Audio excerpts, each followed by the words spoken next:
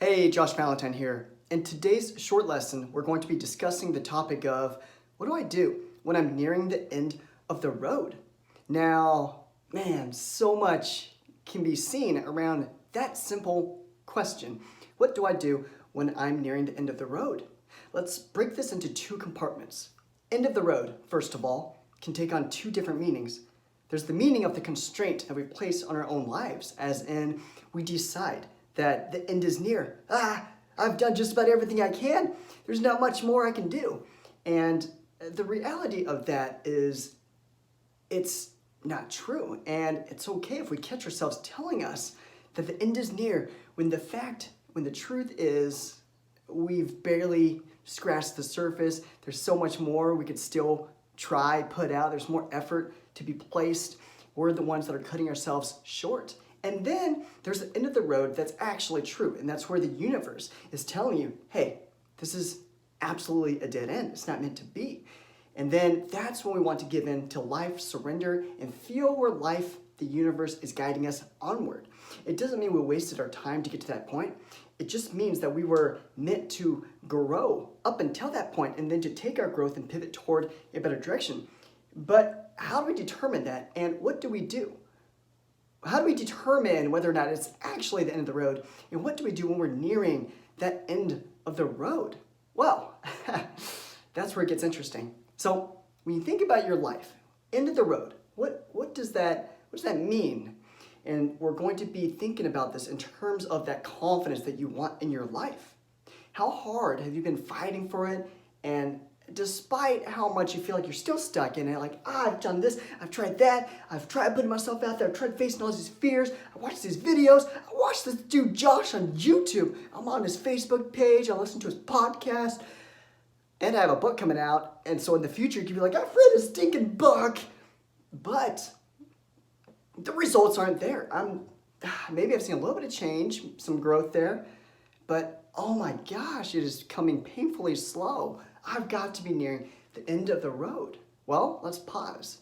Is that so? Is that true? Is it not true that at any given moment in life, we can choose to take another step forward, even if it's a baby step forward, toward more confidence? That's true, right? So if that's true, then perhaps you're not actually nearing the end of the road. It just feels like it because a part of yourself wants to give up, and that is completely okay. I get it. I felt like that for over a decade of my life. In fact, that's why for a decade of my life I was trapped, caged in anxiety. It's because I was telling myself, what's the point? I've tried. I've obviously hit the end of the road. I can't travel beyond that point, so I guess I'm meant to settle and stay stuck in anxiety. And if you're feeling that way, now is absolutely the time to illuminate the truth. If you can see that next step that you can take, then you are not at the end of the road. But it takes a willingness to be honest with ourselves. Is there a next step you can take? Because when I was stuck for over a decade, I was not being honest with myself. I was not even asking that question because I wanted to avoid the truth. Because if I knew the truth, if the truth was right there, right in front of my eyes, which it truly was, then I would feel guilty. I would know that it's me that's holding myself back. And so I chose not to even consider that, try to ignore it and stuff it down. And the truth is, when we do that, we only get more anxious. We can't stuff those feelings down and expect ourselves to feel any more confident. It doesn't work like that. Growth takes time. It takes moving inward. It takes telling ourselves the truth, taking our anxiety where it really is, meeting ourselves at the level that we're at with open arms, with love, and then carrying ourselves toward the next step. Now, so there's that. And what do you do when you feel like you're nearing the end of the road in regards to your confidence? Well, that's where you have to make a life-changing decision, and I'm here to speed that up for you. Let me speed this up for you. Let me help you make that choice. That's the only choice that's going to get you to the other side of anxiety. So, you ready to hear what that choice is? In 3 seconds, you're either going to come with me on my mission to advance to the highest level of confidence and just absolutely kill it in your life with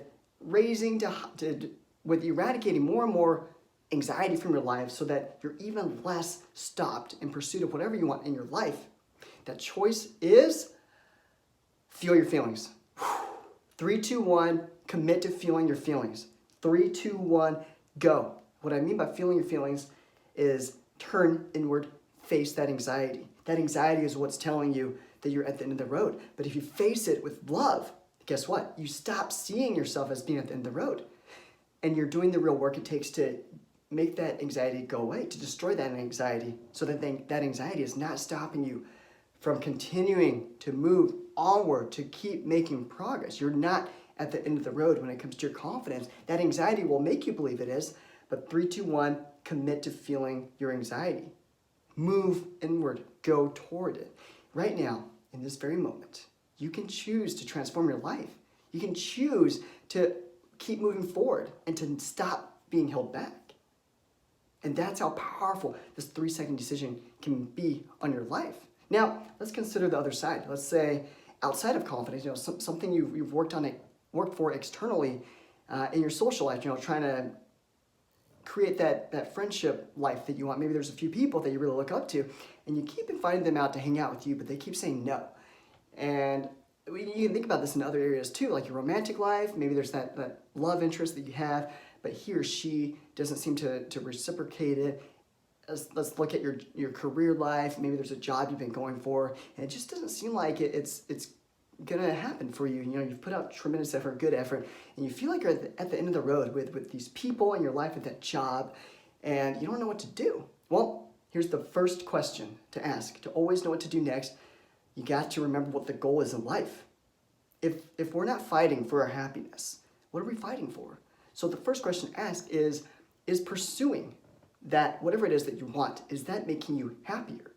Or have you reached a point where it's meaningless now and it's time to let that go and move towards something better? Because if you can answer that it's not meaningful anymore, then it's time to let that go. Now you know this really isn't in the road. Life is guiding you towards something better. So now your job is to find what that better is that life is guiding you toward, and to have the courage to let go and move on. And if that's not the case, if it's still meaningful to pursue it, then you have not hit the end of the road. Keep pursuing it until it no longer adds to your happiness or is meaningful to keep fighting for it. Because at some point, in order to be a stronger version of yourself, you have to let go of the old ways of being attached to certain outcomes. You can't both hold on to that and evolve. So at some point, you're going to hit that end of the road where it's either you let go or you don't grow to a higher level of yourself. So that's how you determine if you're at the end of the road, and what do you do when you're at the end of the road. So wow, woo! Oh my gosh.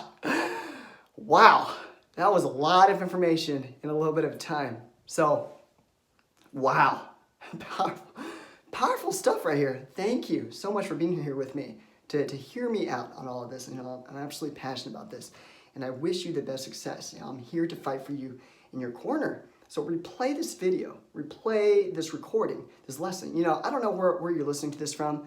I take the audio from these videos and put it on my podcast. So maybe you're listening to this on my podcast, or you're watching this on YouTube. Whatever the case is, replay it. If there's so much value in there that you'd find it meaningful to replay it so you can capture it more, dive a little bit deeper. And as always, apply this immediately and consistently. And click the link below to download your free copy of my ebook, 5 Steps to Break the Anxiety Barrier. And until we speak again, you were born to be real, not to be perfect. So go out there and be who you are. I'll catch you later.